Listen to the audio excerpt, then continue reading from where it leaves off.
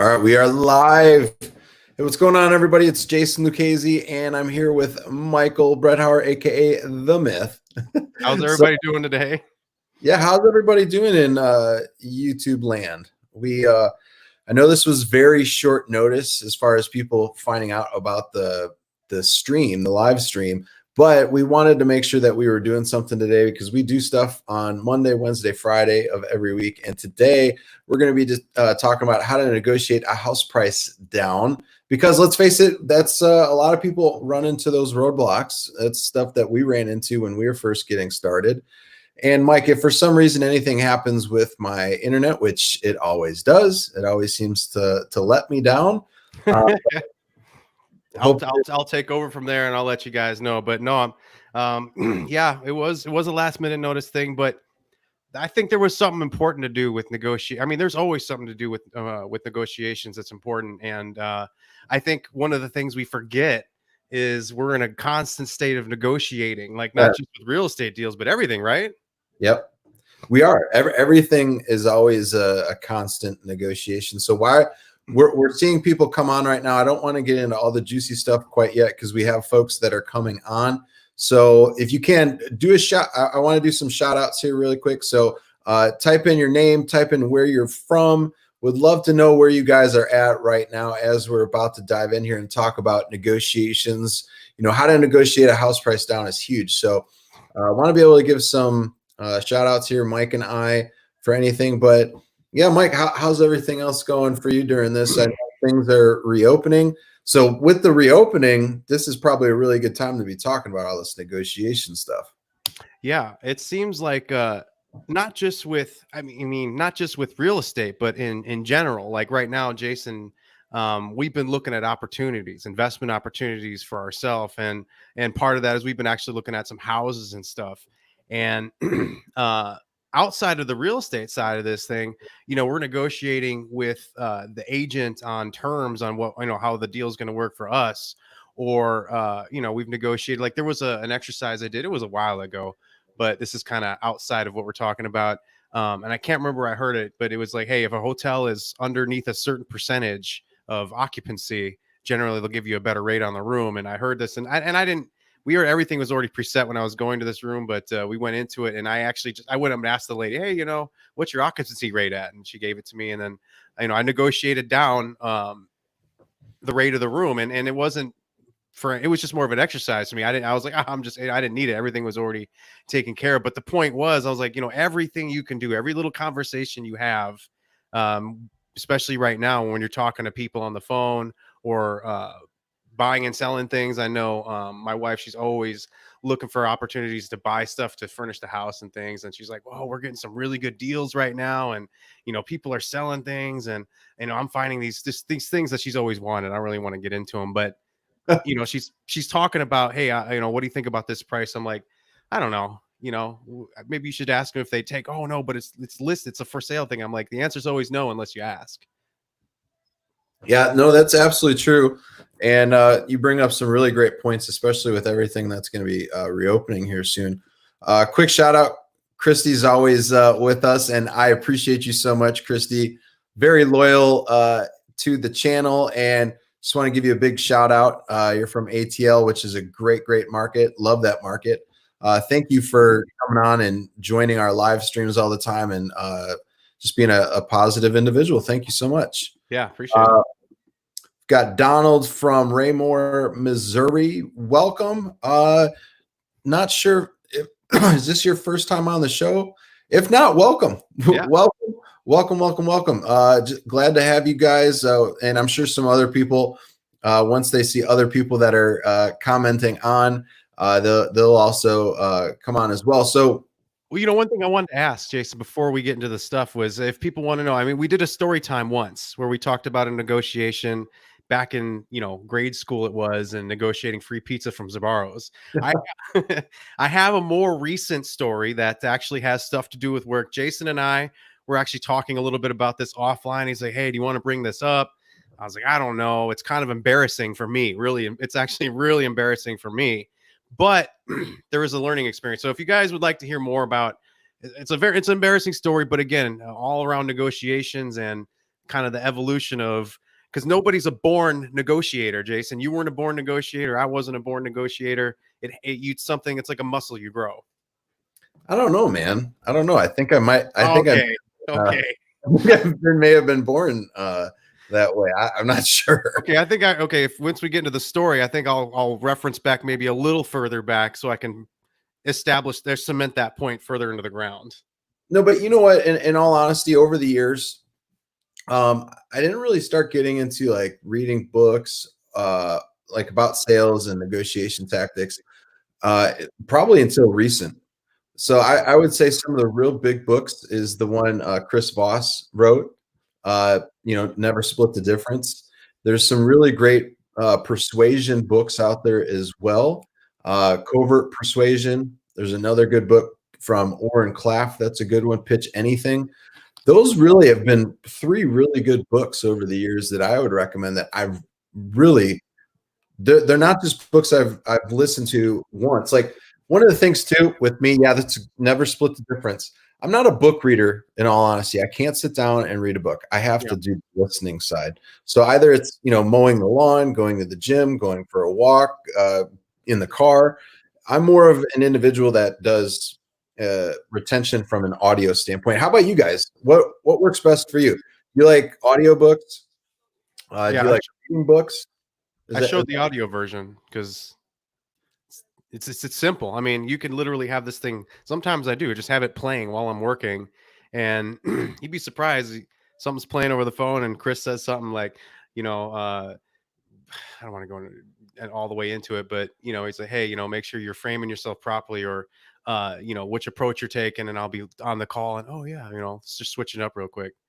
Yeah, well, let's hop in here to some stuff because I know there's some folks on here. And Donald has been on here, I guess, before. So awesome stuff.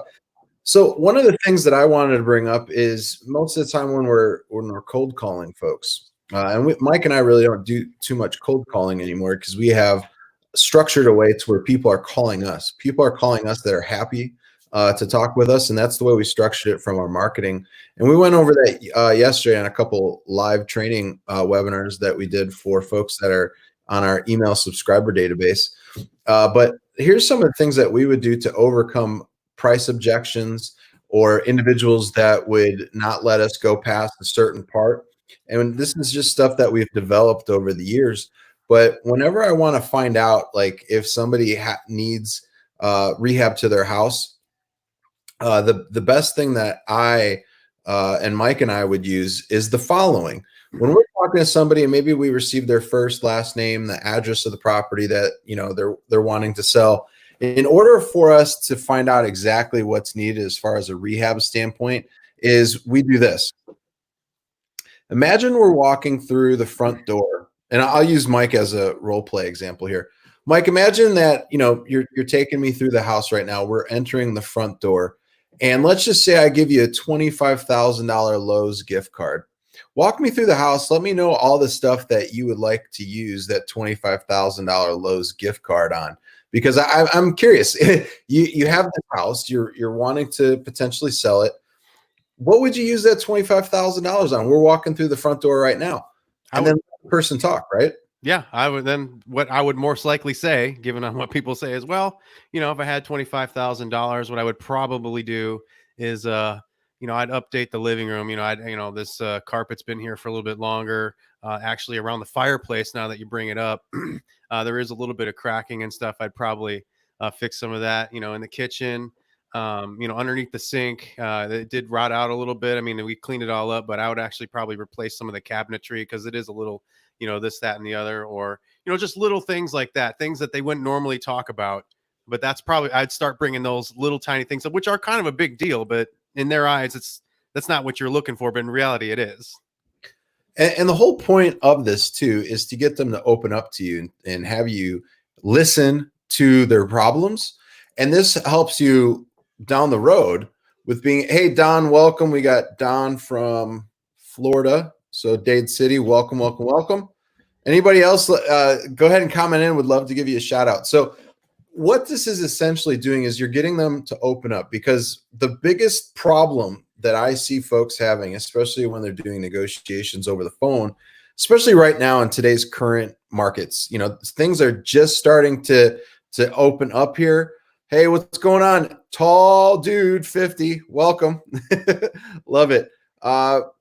Yep, we'll give the names of the books here in just a second, William. We'll give you those three again, Mike. If you want to get those Amazon links ready, we could share them in the comments and also in the descriptions section.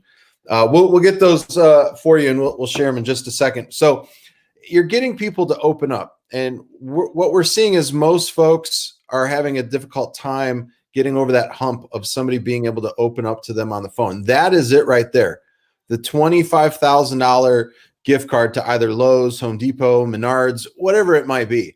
That's an innocent question. You know, it's not like, hey, you know, let me beat you up on your house a little bit. Tell me what the heck is wrong with your house. I need to know all the broken details. No, it's, hey, if I gave you a $25,000 gift card, what would you do with it from Lowe's? Oh, that's a nice way to ask, you know? Yeah, absolutely. And, you know, some other things that I would be trying to find out from there is, you know, most of the time, some folks might have liens on their properties, and you might want to try and find that information out and just be like, hey, imagine that we were able to give you an offer for your property. What would you pay off right off the bat? Would you be wanting to get out of any liens or mortgages that you have? Like, what would that be able to help you do? Because at this point, you've listened to the problems to the house. So now we need to find out, is there anything that we don't know with the property as far as like liens, judgments, any mortgages, any secondary or third mortgages that could pop up? What does that look like?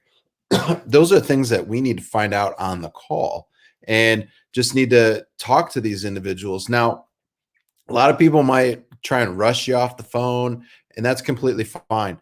I wouldn't really, let's see here. Okay. Mike's got some stuff in here. I'll go ahead and add this to the chat. Make sure you guys know about this.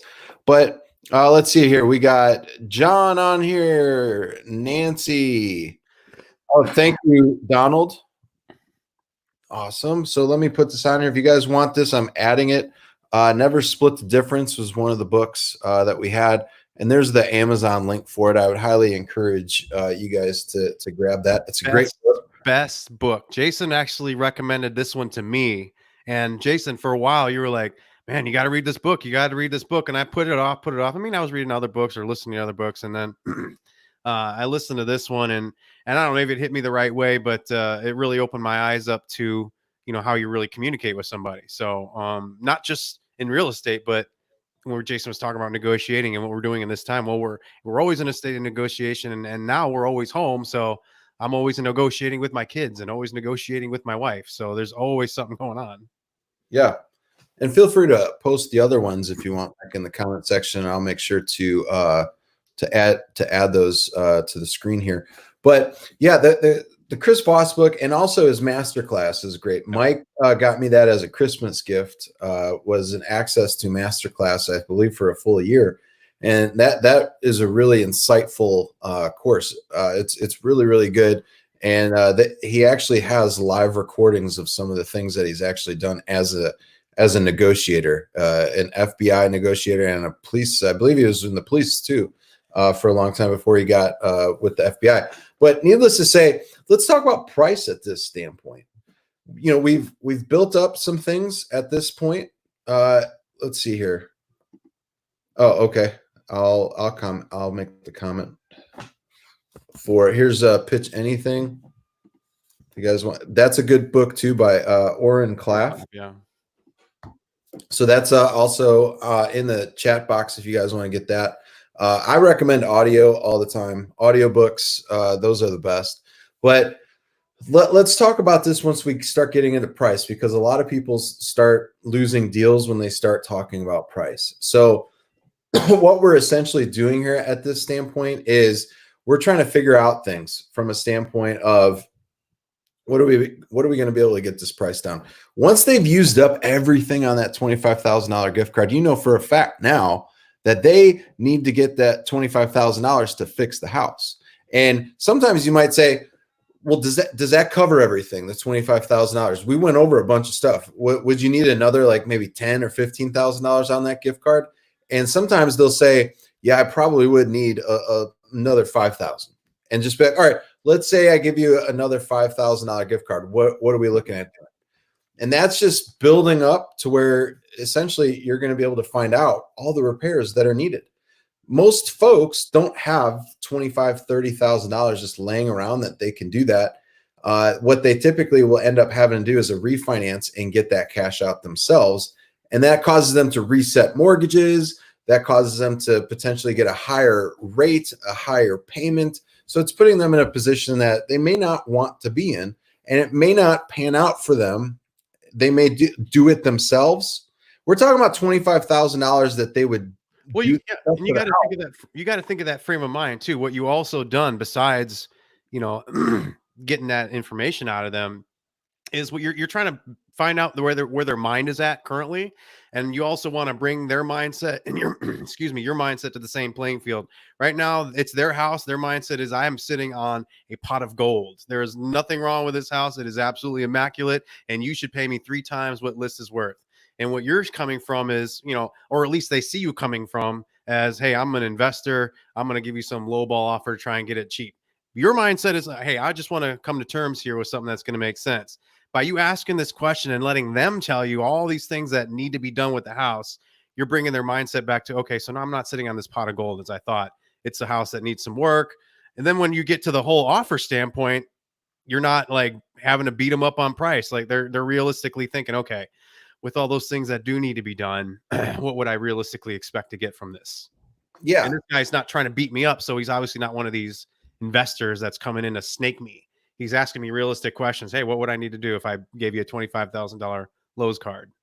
Right. Exactly. And the thing that I was going to mention too, the $25,000 doesn't include what you're going to pay for a contractor to do the work. Some people do it themselves and they really screw things up when they try and do it themselves. It's best to get a professional to do it. And I believe we talked about that in the video I did on Wednesday. So if you didn't check that video out, I highly encourage it. It was a really great video that I posted on the Burr method. So one of the things that we would do at this standpoint is when we start talking about price, we always ask them what's a number that are actually, this is a great one. What do you see houses selling for in the area? All right. You start asking that question. What are you seeing other houses similar to yours selling for in the area? And then you ask them once they come back to a price and be like, okay, all right. So other houses are selling for around $40,000. What are you looking to receive for the property? And then once you find out, now obviously if somebody needed $25,000 on a $40,000 house in rehab, it probably wouldn't be a house that we want. So this is just like, we're talking example at this standpoint, and we'll give you a real scenario here in just a second of a deal that we did not too long ago that was a probate. But let's talk about this here. It actually wasn't a property; it was an inherited property. It wasn't probate, inherited. So at this point, we're talking to them. They think other properties are selling for $40,000, and they're like, "Well, I'd like to receive something close to that." And just be like, "Well, what do you have a figure in mind? Like, you're saying other properties are selling for $40,000. Are all of those properties also similar to yours that need the rehab? Or I wouldn't say rehab, but need the work as far as like, you just told me the roof need to be replaced, the kitchen need to be updated, the bathroom need to be updated." You start talking about all of their problems again, and they start getting like, oh man, yeah, it is a lot of problems here. So once you figure that out, then they might be like, well, I would take 35,000. And then you're like, you would take 35,000. And then they would, think about that number again. And then they would say, yeah, 35,000. So we've already established that number 3 times. They said it twice. I said it once. So they already feel like that number. So at that standpoint, I'd be like, okay, so let me get this straight. So you want 35,000 right now. If we were able to give you cash for the property, We will take care. And you always want to frame it like this, right? And also add on here if you want to, Mike, but we always say this: we're going to give you cash for the property. You're not going to have to worry about taxes that are coming up. You're not going to have to worry about the $25,000 in rehab that you're going to need on this property. Right now, I was walking through, the roof's not looking good. It's already starting to have some leaking, which could cause black mold. Once you have black mold starting to come in, especially with us coming into the hotter months here, we're going to start seeing black mold foam. Once that starts coming in through the ceiling, you're going to have to do a lot more than doing a roof, as far as maybe like reshingling. You're going to have to completely rip that whole thing off. You're going to have to do mold remediation. And we've done mold deals before, and they could get really expensive. We've done basements before, and they were $10,000, $12,000 just for a basement. Now, once you start talking about flooring and everything else starting to get taken care of, you're talking about the studs in the ceiling. We're talking about all that stuff. That stuff has to be essentially replaced. It could be sprayed, but it all depends on how far that mold is going through. So you just have to explain things to them. Mike, I always feel like when somebody explains things to me, and guys, you guys that are live with us right now, let me know too, if somebody explains a reason to you instead of just saying blah, blah, blah, but they actually explain it to you, do you feel like you understand where they're coming from better than them just giving you a simple response? Yeah, Jason, one of the things about it is, while you're having your conversation, you're asking questions about, hey, what makes you decide you want to sell, or why are you considering selling the house, or whatever. You're finding out about their situation, and just, oh, like, like a child would ask, like, oh, you want to sell the house because you want to move your job, whatever, just probing deeper and deeper and deeper into that. And then when it comes to this situation where now you don't want to negotiate with them. So, I mean, you are negotiating with them, but you don't want them to think like, hey, we're negotiating. Okay, no, we're having a conversation. We're just trying to see if something's going to happen here. So when you are talking to them, getting that information, and now you're like, okay, so here's what we're going to have to do. So $30,000, how could I do that when, we have to do this. We might have to do this mold remediation. We've had to do mold remediation deals in the past. If you didn't know, here's some of the things that would have to go into that, like Jason explained.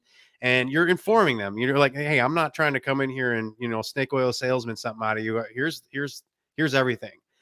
Always, like, one of the things, Jason, when you ask them about the property, what properties are selling for, coming with comps and be like, okay, I see, sounds like you've done some, you did some looking around, or it sounds like you have an idea on what properties are going for. Just so that, here's a couple that I did pull up. I'll share these. Here's a copy I printed for you. Giving them information and saying, hey, here's the situation. Here's the reality. Like, I'm not trying to take advantage. I'm just having a conversation. Like I would have a conversation with Jason. Hey, Jace, we're talking about this deal. Here's some comps I pulled up. This is probably what I think it'd going for. Yeah, man, if we had to buy this house, with the roof like this, just in the past, we've had to hire a contractor. It costs me about this much. And here's what they're looking for. Anyways, keeping that in mind, or with that in mind, I'm not trying to beat you up on price or anything, but, it's 30,000, this is the best we can do, or is 30,000, is that still kind of where you're at, or however you want to, however the conversation's going.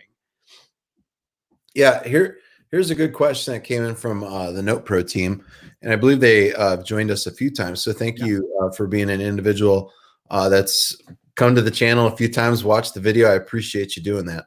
How do you handle a pretty house, or one where they are stuck on a price higher than MAO?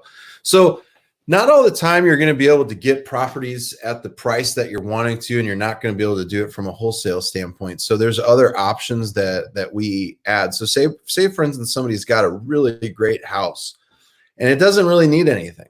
Maybe just some minor little tweaks, maybe some updates with the flooring, some updates with the paint. May not be more than like a $5,000 job.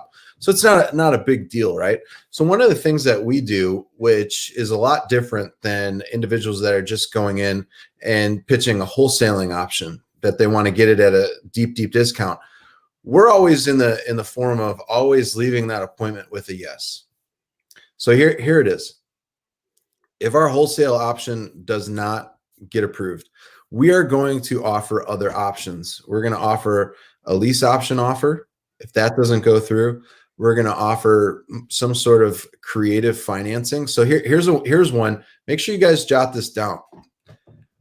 What would you guys think of this if this was being offered to you?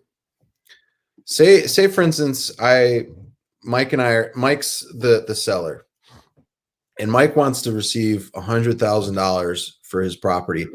I was at $75,000 as far as my MAO, but the after repair value of Mike's house is $160,000, and Mike's just stuck. Okay, Mike's stuck on the 100K. So here's what we do. I come up to Mike and I'm like, I've got this option for you. I want to see if this is something that we can do. If you don't like it, you're not going to hurt my feelings. I just want to be able to, in this time right now, you've indicated you want to sell the house and you're asking top dollar, which is completely fine. I understand why you want that. And I understand how that makes you feel, that you want to get the highest amount possible for your home. I understand. What if we were able to do this? I've got a crew that could come in here, do all of the general contracting to the house. We're gonna do the kitchen. We're gonna do the roof. We're gonna do the flooring. We're gonna do the walls. We're gonna put a new fresh coat of paint on there. We're gonna do the bathroom. This house is going to look immaculate, and we're going to be able to sell it for a retail price. Why am I telling you this? Why am I telling you our options? Because I want to bring you in as an individual that can make not just what you're asking for right now, but what if I could get you more money in your pocket? Would that be something you'd be interested in? We wait for them to respond. So let's just say I could sell this house for $150,000 after I do everything. What would be the lowest amount that you would want to receive if I was able to get that for us as a partner? So what if Mike comes down now to $90,000? And I'm like, all right, Mike, I'm going to give you the $90,000 once we fix this property up and sell it, but I'm also going to give you an additional 30% of what we sell it for. So if I sell this property for $150,000, I'm going to give you 3%. And I know I should know this, but I'm going to also give you an additional $4,500. Now it's a little bit different. If I sell it at $150,000 and I'm sorry, I figured that wrong. I was like, what? Yeah, that's a little low. So I was doing the math in my head. I'm like, So if Mike and I come to terms, I'm essentially getting a property almost for free. I just have to make sure that I can get the contracting done without me having to put any of my own money out of pocket. So Mike gets his 90,000. Here, hold on. Let's see here. So Mike gets 90,000. And then we minus off whatever we come to terms with. So he gets his 90,000. He gets 60. So there's $60,000 left over. Mike gets 30% of that, which is $18,000. So that's $8,000 more than what he's asking for right now. And all we're doing is we're going through. So let me make sure you guys understand this. I'm telling Mike, hey, right now the numbers state if we can get this done quickly, a quick close offer that we would put out there is $150,000. I believe we will get and put ourselves in a multiple offer situation, which is always great. We'll tell folks, hey, we need you to submit your highest and best. So we might actually get more. But in this case, let's just say, hey, we get 150,000. We tell Mike, hey, we're gonna do the investing here and do all of the stuff that we just listed. The bathroom, the roof, the kitchen, the floors, all of that stuff. And I tell Mike, hey, we're going to take on some risk here. I know you're going to take on some risk here, but I feel extremely confident in doing so. You're going to make more money. What's the lowest price that you would accept if we were to do all of that work for you and cut you in on the profits? At that point, Mike comes down. He may say 95,000, but the example I said was 90. He gets his $90,000 once we sell, no matter what. That's his $90,000. And then we sell it for $150,000. So we have $60,000 in gross profit.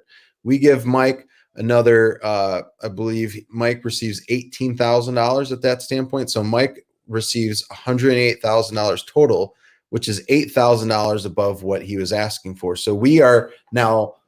You know what I'm not going to say? What's that? You're just one of those other investors. You're like everyone else, because you just provided me with something that, wow, nobody's ever, like that's, you're not just like, oh, call me when things change. Let me know when you can come up. Let me know when you can come down to my price. You said, hey, okay, this is your price. For folks still, listening right now, would that be a valid option that you could provide? You could still do this as a wholesaler. You, as the wholesaler, let's say you have no cash, your credit's just terrible. You could work things out with a contractor to have them come in as a partner as well. So why not have them come in? Or if you need somebody that has the cash that could pay the contractors to do the work, great. Have them come in, have them do the work. Some people think they don't know private money lenders to do that kind of stuff, but it always starts with the conversations closest to you and just asking, hey, I've got this incredible opportunity I'm looking at. It looks like I could make between this X amount of dollars and X amount of dollars. I just, I'm shy, this much. I need 10 grand to go in and fix a couple of things so I can sell it and it'd be done. Like having conversations like that, people perk up and be like, oh, tell me a little more. What are you doing? You're not pitching them anything. You're just talking about, man, I got this thing going on. I'm just $5 grand short on earning myself a, $50,000 check. No, it's absolutely true. And let me, you guys comment in. Let me know. Is this an option you would feel like this would make sense for you to put out there? Because you could structure these however you want, but if you don't have the cash credit yourself, why not bring on somebody else like another wholesaler that you've built a relationship with that, hey, I've got a really great deal here. We don't have to put up, the only money that we have to put up is the money to do the rehab.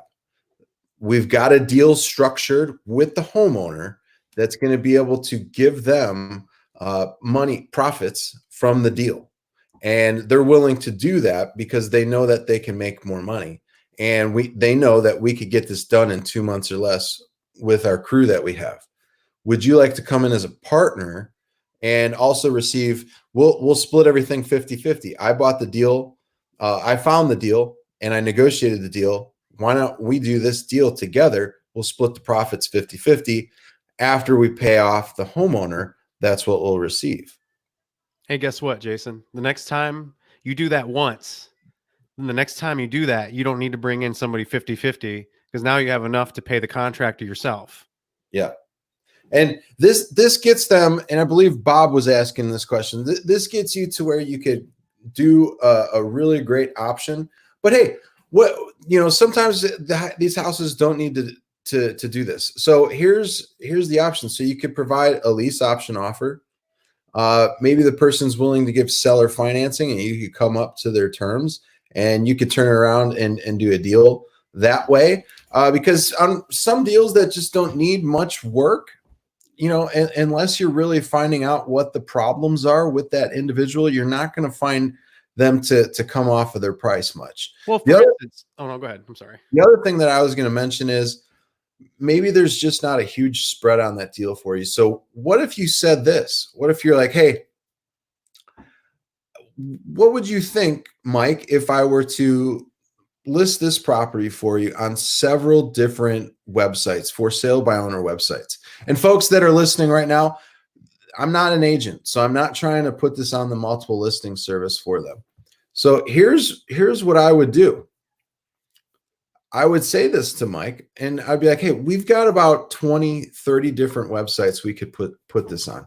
You want $100,000? We're going to put it out there, see what type of traction we can get for you. So I'm going to go ahead and find out, hey, would you be okay with that?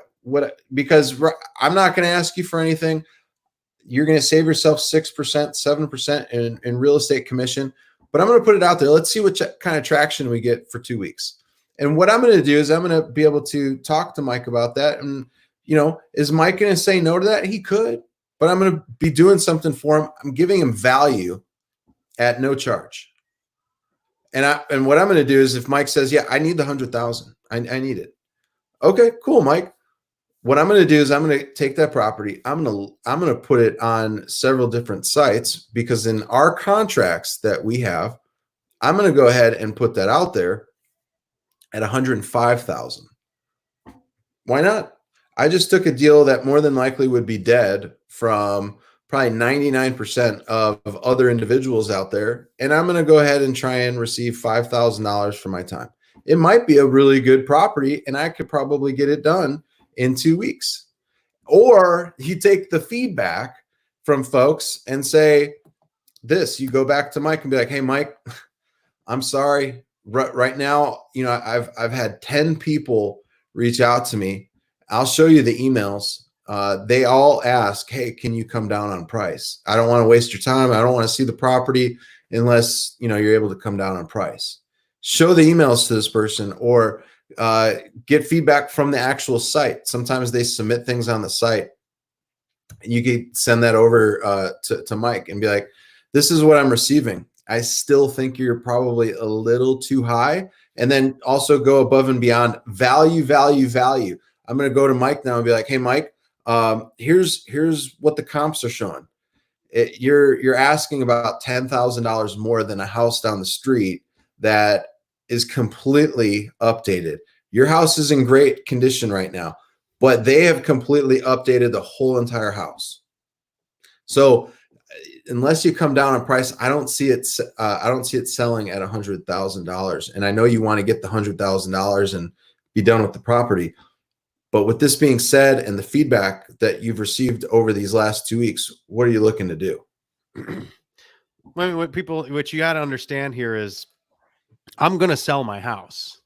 Like, I've already established, I want 100 grand. I'm going to sell this house. Okay. So if Jason's the only person that's in my realm, the only person I'm talking to, when eventually I do come to either sell my house, Jason either will get something out of the deal or he won't. But no one else is going to, no one else is going to get something out of the deal unless somehow an agent swoops in. But even then, it would probably be an agent that Jason recommended, and that agent would kick Jason a referral fee. So either way, no matter how it closes, you should be the most valuable person to me in this world. Jason's going to be the most, I want to sell the house. I want 100 grand. And Jason, without me signing without me saying, like with an agent signing a contract and, being uncomfortable for whatever reason that I won't commit, Jason's just making, okay, well, if this is what you want, maybe I can do this. And I appreciate you taking time out of your day. And I know we've talked a little bit in these past weeks. And like I said, I really appreciate you working with me on this, and just to show that, I really do want to help. And, we can do this deal partnering option with your house. You wouldn't say deal partnering, but you say, we can do this option that we've talked about with selling the house and maybe getting you that 100 grand that you really want. And then when you come back and Jason comes back with, yeah, man, here's what's going on. Again, information. Jason's not negotiating. These are other people. And like with our other strategies we talk about, I think Jason, the tax link, we let other people deliver the bad news. Hey, your house isn't going to sell for 100 grand. You're going to get 80 grand or 90 grand because that's just the way it is. That's what people are asking for. It's not me. It's not Jason. It's everyone else. Jason's the good. Don't get mad at me. I'm not the bad guy here. I want to get you the 100 grand, but unfortunately it doesn't look like anybody. And you could list it with an agent, but even then they'll list it for probably 110, and you're going to pay 16 or whatever grand, $10,000 in commission fees or whatever. You're still going to end up with 90 grand. Plus they're going to ask you to do a whole bunch of stuff to the house. So we probably could go into, if we lowered it another 10 grand, you'd still save yourself probably $10,000 in listing fees and headaches that way. So, you're still making some extra money. No, exactly. And, we've got John here submitted. Sound like a deal he submitted, so he's just waiting to hear from you, I guess, Mike. All right, John. And then we got Nancy. Yeah, I'm glad you like them. And then we had a question here from the Note Pro team. So you are closing on the first scenario, probably subject to, because you wouldn't invest repairs in a property still owned by the seller in case he reneged. Yes, that is true. That's what we would be doing on that particular deal. We would work out terms to where we're also not paying while we're doing the deal. So we've agreed to terms to buy the house, at the $90,000, but we're also going to put in their contingencies that we are not paying anything on a monthly basis, and we're also getting a notice of option recorded. So if something does happen to the property, in this case, if Mike was the owner, he wouldn't just be able to walk away with those repairs on the property. The other thing too, depending on how you structure it, if somebody wants to do that type of a deal with us, well, you're going to put us on the deed. You're going to put us on the deed. We're going to go and do a quick claim deed, and you're going to add us to the title, because we're not going to put $25,000 worth of work into this house. And then all of a sudden, like you said here, Bob, they renege on the deal and you lose out. So in that deal, we have them feel comfortable. They could talk to their attorney, our attorney, whatever, but we are being quick claim deed onto that property. Yeah. If you want to, you know what, Jason, I don't know if we drop a link or just tell people, we did a video with our attorney, Matt Griffith, who's excellent in explaining these types of things. So he gave out some links on how you can get information from him. But if you're curious on how you would structure that legally, make sure you check out that video, Business Entity Essentials. I don't know, the 2 or 3 videos ago, and look out for Matt's links, because you don't want to come back on here too. So not to interrupt you, but as soon as he got done with that call, we did a live stream last Saturday with him. He said, "Hey, I would be more than happy to come back on. Your guys' subscribers of the channel are awesome. So if you guys would like to have Matt come on and talk about something else besides business entities, maybe land contracts, lease options, subject twos, make sure you give us a big yes in the comments section right now. I would love to get that feedback from you so that we know that we're giving you guys the content that you want. Sometimes we're like, hey, hopefully the channel will like this today with the information that we're sharing. So let us know that. Also, too, we are so close to 4,000 subscribers. So if you are not a subscriber yet, click the little subscribe button, and also click on that notification bell. When you click that notification bell, when we have new videos or live streams that come out, you will be instantly notified. So we are so close to 4,000 subscribers. If you would help us out with that, we would love to get to 4,000 subscribers before the end of today, going into the weekend, because you guys truly rock, and we love putting out content like this for you guys. So yeah, if you would like to have my attorney Matthew Griffith come back on, let me know. A lot of you that are on right now were here last Saturday and really gave some great feedback. So we have some folks already commenting. Nancy, yes. Darnell. We've got Donald. Okay, cool. Well, and he helped us. I think a good thing to talk about, because it sounds like what Bob's asking about here, contractual, like how you're making sure your business is protected. Matt actually, he put together our contracts, or he looked over them and made sure that they were good to go, and that us as a company, no matter what kind of deal we were entering into, hey, terms were laid out black and white on paper, and that this is exactly what's going to happen. And Matt kind of talked about this a little bit with setting up the entity, where he's like, hey, if you set it up right the first time, it's going to cost you a lot less than if you have me go back and fix it afterwards. Same thing applies with these contracts. Like, I'm sure if they did try to back out, like if I was trying to be a schmooze and back out of the deal after Jason put 25 grand into my house, I'm sure he would contact Matt. There would be some sort of paper trail or something that they'd be able to use, but it's going to cost Jason a lot more money. And is the deal even worth it anymore at that point? Because there might not be much profit left after Jason pays Matt to make sure he gets his profit out of my deal. Yep. No, exactly.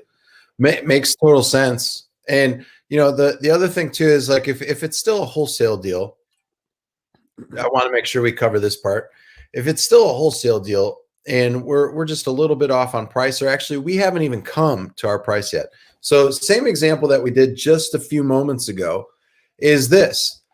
Yep. At this point, Mike's already said $35,000 a few times. So I tell Mike this, hey, Mike, if we're able to give you an all cash offer, we can close quickly so you can get that money deposited straight into your bank account. Or if you want a check, you could get a check as well. Whatever works best for you.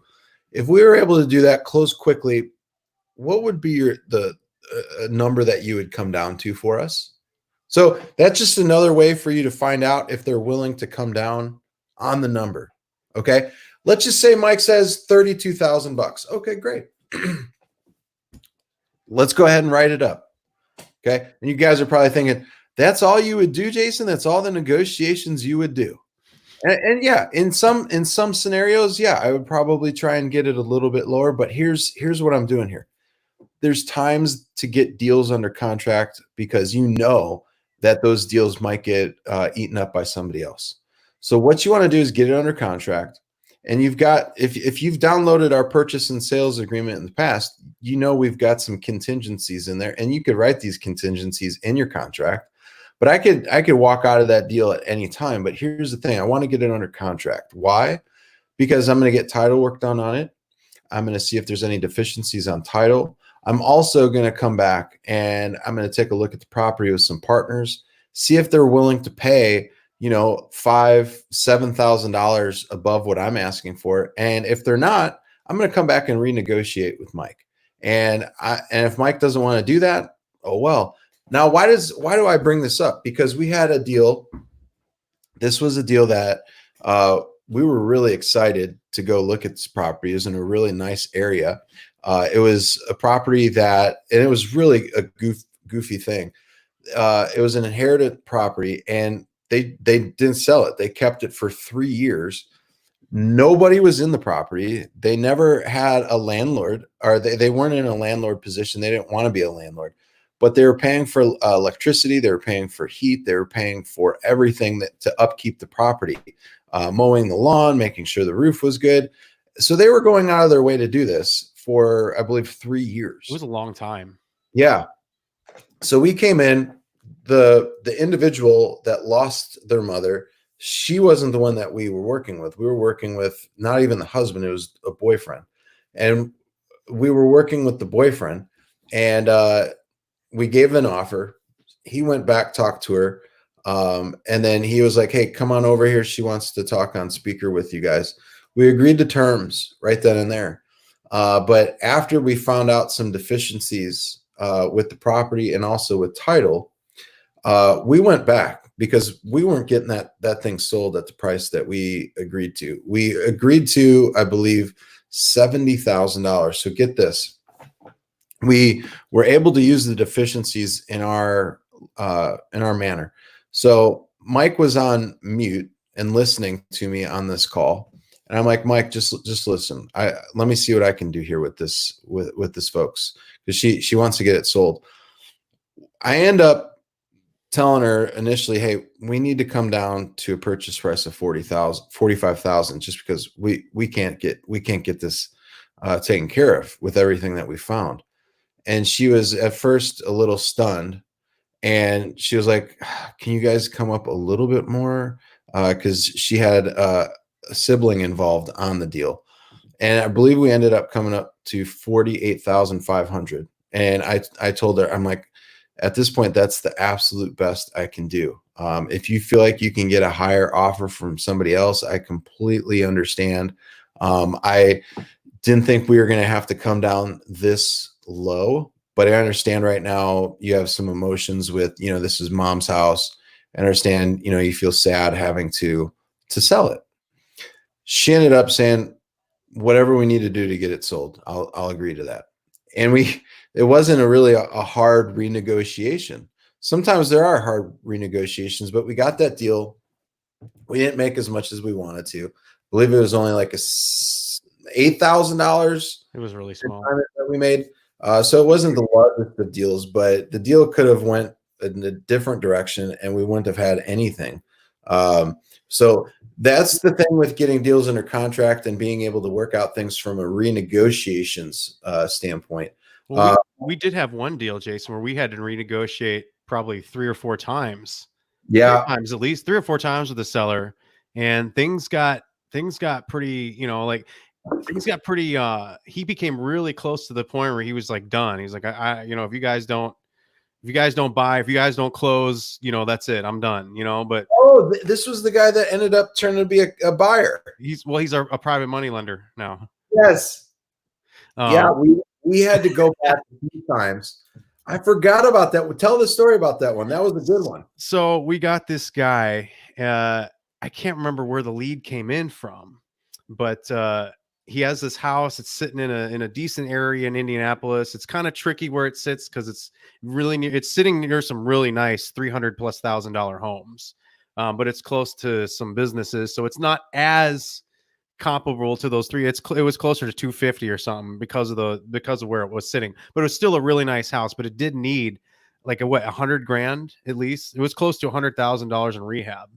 Yeah, that's what it was. Yeah, when we initially got it under contract, I can't remember all the original terms.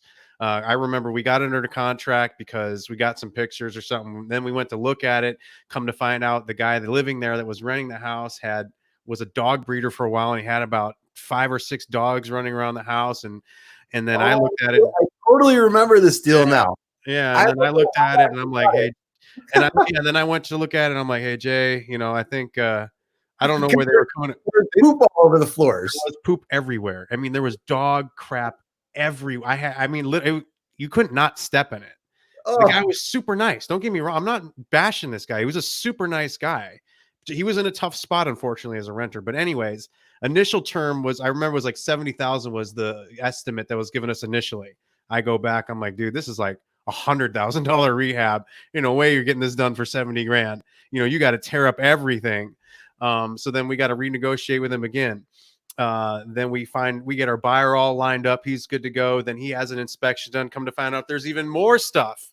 He's like, hey, guess what? I can't remember what it was. Something in the basement with a bathroom that was not properly installed. He's like, I'm going to have to do this. And so then Jason, I'm like, hey man, it was actually on one of your son's birthday.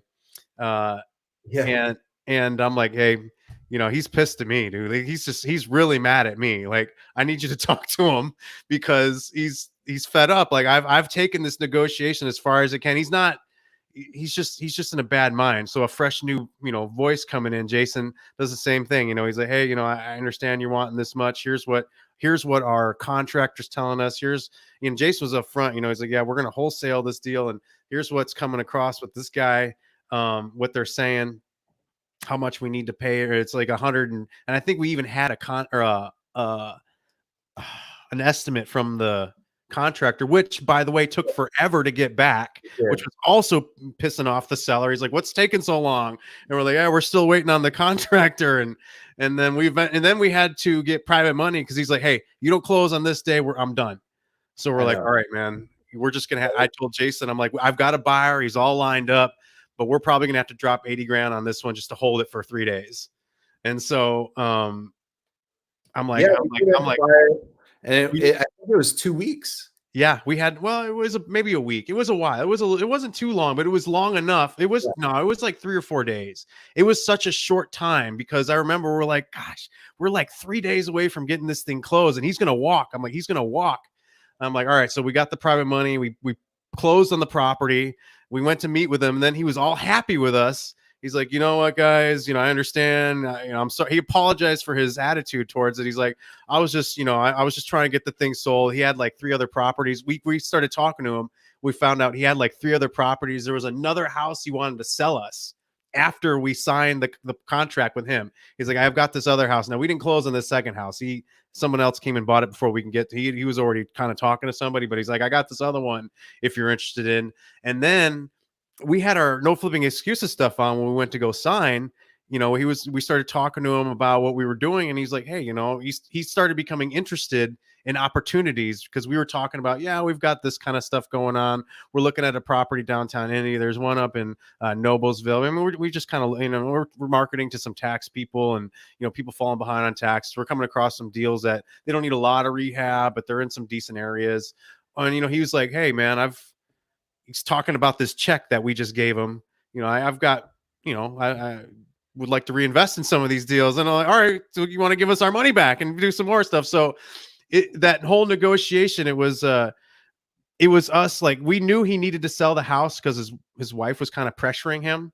And if you're listening, I'm sorry. I didn't mean to drop that bomb. Okay. But his wife was pressuring him. He had a couple other houses that they were trying to get rid of. I can't remember what it was. They bought a new house for themselves. That's what it was. And they were building. And that's why he was getting the pressure, because he needed the money to finish all this stuff. But then he was selling some extra properties because he was still investing too. Like it was part of like what he did. He was a cop, right? He was a cop that also wasn't he? I think he was some sort of law enforcement, but he was Oh, also an investor. And through the negotiation, again, just us talking, having conversations, him getting pissed, and then us just giving him the facts. Like, here's what our contractor's saying. Here, I don't know if we showed it to him, but we read it to him at least. Like, here's what they're telling us. And, uh, man, like you just don't ever say like, hey, if you can't renegotiate, because we did that like 3 or 4 times with that one and still made it happen. that is true. I remember we were at Sky Zone and I had to go out. It was the very beginning of my son's birthday before they could let them go jump. And I was like, Mike, you're really not doing this at a great time. I'm going to get It yelled. wasn't me. It wasn't me. It was the guy. And I'm going to get yelled at here. you are going to get yelled at here. And so I went out there, did the call. I think it was probably less than 10 minutes, cooled him down. And he ended up being a super cool dude. When I saw him come, because we met at Starbucks, and he came in, he had like a ZZ Top beard. Such a cool guy, man. Yeah, I told you I went to go play Top Golf with him, right? yeah. Yeah, he was a real nice guy afterwards. I mean, you write a guy a $80,000 check, of course he's going to be a nice guy. But but the point was, like, we were just being value. Like, we knew he needed to sell the house quick, and when you do it right, and he could have easily sold it to somebody else. Let's not forget that part. He could have easily talked to, like, there were other people ringing his phone. He was telling us like, hey, there are other, I don't need you guys. Like, if you don't close, I'm done. Like, there's other people in this. And we had to extend the contract. Like, I think the contract even expired or something. We had to re-sign it or something. And he could have easily walked it a couple of points. But when you just talk to him over and over, and you're just constantly asking questions and finding out their situation, and really why they want to sell. There was another one, Jason, that I remember I was at the house looking at it. I had a buyer in mind for this one. This one was the one out in Elwood. I had to talk to the seller right then and there. It was a JV deal. I did with the JV person in the room. I was like, hey, we're gonna have to come down on this one. She already had it agreed upon with her price. And after I looked at it, I'm like, this is a $20,000 buy right here. I think she was like at 45 or 50, somewhere around that frame. I talked to the person over the phone, and I didn't know much. I didn't honestly, I didn't want to know much. I was like, all right, so how much did you agree to? What's her name? Okay. All right, let's get her on the phone. Don't tell me anything else. I'll find out. So I started asking her questions. I mean, she had kind of already told me a little bit of stuff, so I knew where she was coming from. But there was some medical stuff going on in this person's life, some legal things with other people that had some medical stuff going on in their lives. And I'm listening to her tell me all this stuff. Okay, all of this stuff that's going on in her life, and I'm hearing that she doesn't need $50,000. What she needs is to sell this house as quickly as possible, because this is what's going on in her life. And I don't want to go too much into her medical thing, because it was pretty serious. So then I talked to him, like, listen, I can't remember her name off the hand, but I was like, listen, it sounds like you're going through a lot right now. I can hear it in your voice. You sound stressed out. Yeah, I'm stressed out. Okay. I listen, I understand. I know you talked with such and such. I don't want to put her name out there. I know you talked to such and such, and I know you've already agreed to the 50,000. The reason she put me on the phone was, I'm actually her partner, and we're coming in to go ahead. And she already kind of expressed that you needed to get this done quickly. After I came in and took a look, I did what Jason was talking about earlier. Hey, right now there's some drywall. I don't know if you knew about this, but it looks like maybe a dog or something had chewed through some drywall. Right now on the outside, there's a lot of updating that needs to be done. The whole kitchen, right? I mean, I know that's not a lot that needs to be done, but it's from the 90s, and anybody coming in here, it's going to have to be updated. So even if I put a renter in here, I'm going to have to change the kitchen. So I just started labeling things out, and I'm like, listen, I'm not trying to beat you up. I totally understand that you're just trying to get this done quickly. What I can do here is, if we can come down to $20,000 on this, I can get this done quick. I mean, I can have a check deposited into your account within the next week, and you'll never have to come to this house again. You don't have to send anybody out here. Like, it'll be it. Like, you can just sit back and wait and relax. And she's like, okay, I can't remember exactly how she said, but she was relieved. She was just like, okay, that's fine. That'll work. And the contract was done through DocuSign. I think I did it in my car. And that was it. I had a buyer in the house. I think within the next couple of days, I had a buyer come in there and look at it. He signed the contract within that week, I think the end of the week. And then I think I was a few days over on my promise to deliver the money, but she didn't have to do it. She was happy in the end. She got exactly what she wanted. She didn't have to go look at the house anymore. I solved her real problem. Her real problem wasn't I didn't get 50 grand. Her real problem was I need this house sold and I cannot come out and look at it again. And I cannot send anybody else out there and I cannot do anything to it. Solve my problem. Yep. Exactly. And it's really all about solving problems and creating high value for folks. A lot of people think they need to have all these special negotiations to do things. But if you can become a problem solver and create value for folks that nobody else is doing, you're going to be light years ahead. So one of the things I had a question of, I had this banner come up. Does anyone have a deal scenario you'd like for Mike and I to cover? I know we're over the hour mark now. So if you guys also have any questions that you'd like for Mike and I to answer, we'd be more than happy to do that here. Also, too, if you have any questions, if you'd like to get into our tax delinquent blueprint training program, we do have some additional spots for that. You could email Mike, Michael at jasonluchesi.com. It's in front of you right now. Definitely let us know about that because we had a special training about it yesterday. So if you were unable to attend it, I completely understand. But email Mike, Michael at jasonluchesi.com, and we'll get you taken care of from there. So yeah, John's actually, he's in that training. So when you put that up earlier where you talked about submitting a deal, it's because he wants to partner on deals with us. And John, if I remember, I think you were one of the people that had submitted one before, and I had gotten on the phone with a seller. In fact, now it's all coming back to me, John. I remember your seller out in California, Jason. That's the one that said they'd blow their house up. They said, I'll blow this up before I let it go to tax sale. And we found out what his real problem was. It wasn't the tax sale. It was there was a certain person he did not want to get his house, and that was his big pain point. So yeah, no, I hear you. Mike, William was wondering about the third book. I don't think you got that one over to me. It was Covert Persuasion. Oh, yeah. Sorry about that, William. Here, let me drop that in there. We'll get you the link for that, William. Nancy, great question. Can you use DocuSign for purchase and sales contract? Absolutely. That's all we do. We, especially right now, the whole virtual thing is huge. And I know you were asking questions yesterday on the training as well. The other thing too is I want to address this with some folks that don't want people coming into their house right now. Walk them through the process of what you need, and be somebody of value right now. Because a lot of people, if they can't see the inside of the property, they don't have these options that I'm going to tell you right now. Option one, most people have a smartphone.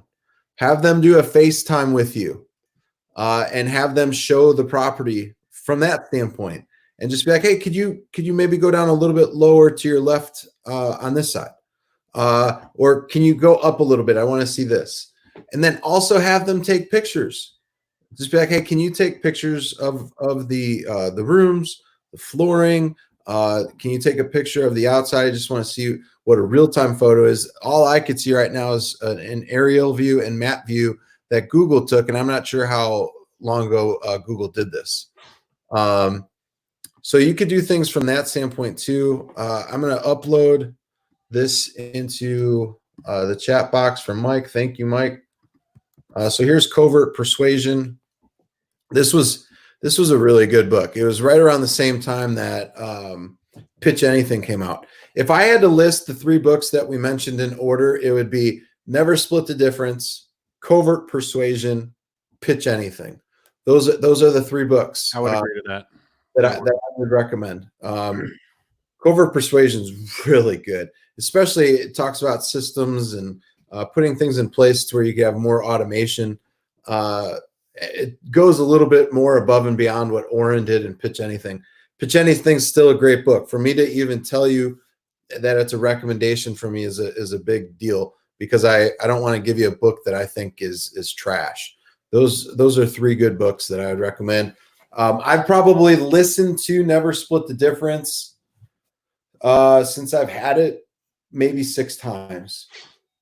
So yeah. It's that good of a book. like listening to the stories and how he overcame certain things, because that's really big. Does anybody else have any questions? Do you have any questions for Mike? Also, too, if you want to schedule a time to speak with Mike, you could use the link that I have in front right now. It's calendly.com/no flipping excuses /tax. If you have any questions, you could schedule a call with Mike. So if you have any questions, go ahead and drop them down. For all of the mothers that we have on right now, happy upcoming Mother's Day. We're not going to be able to see you on Sunday, so happy upcoming Mother's Day. You guys are amazing. So absolutely wanted to throw that out there for you guys. And also, we are so close to 4,000 subscribers, so make sure that you help us out. Share this on Facebook. Share this wherever. We would love to get to 4,000 subscribers. We're still a small growing channel, and any great subscribers that you could recommend to the channel that you feel would love real estate from us, we just love sharing stuff and making sure you guys are feeling good. Mike, anything that you have that you want to cover? No, not really. I mean, I know I said I would talk about a story on negotiation, but we ran a little bit long on this one. So maybe we'll save that one for next time. Just kind of an example of growing in the whole sketch, but I'm sure we'll have another one. When we bring Matt on, maybe I'll bring that one up because Matt will like to hear that story. All right. Good. Well, I think that's going to be about it. I don't see any questions coming in from you guys. I thank you all for being here on the live stream. If you're watching this as a replay, you are still also amazing as well for supporting the channel and being a subscriber. So thank you for being with us. If you guys have any specific content that you guys want us to put out there, let us know, because without you guys, we're not sure exactly what to put out all the time. So if you guys want us to put something out, we do videos Monday, Wednesday, Friday, and we want to make sure that, you know, we're getting everything tackled for you guys. And we thought a negotiations live stream today would be helpful. Oh, great. Thanks, Donald. Great job, guys. Appreciate you saying that, buddy. So yeah, if you guys have anything that you want us to share on our upcoming schedule, Monday, Wednesday, Friday, we could do that. I'm going to get somebody also on here, a special guest of mine, to talk about some private money. So we'll get that going. But if you guys have anything else, just drop a comment below and I'd be more than happy to get you taken care of. But other than that, Mike, thanks for joining today. Thank you. The Mike, the myth, we're gonna take off here. Note Pro, thank you, appreciate you. John, you rock. John, I'll get back. Hey, John, look for an email, man. I got your notice, so I'll take a look at that and get back to you. Awesome, cool. Well, thanks everybody. Have a great weekend. Take care. See you. Bye.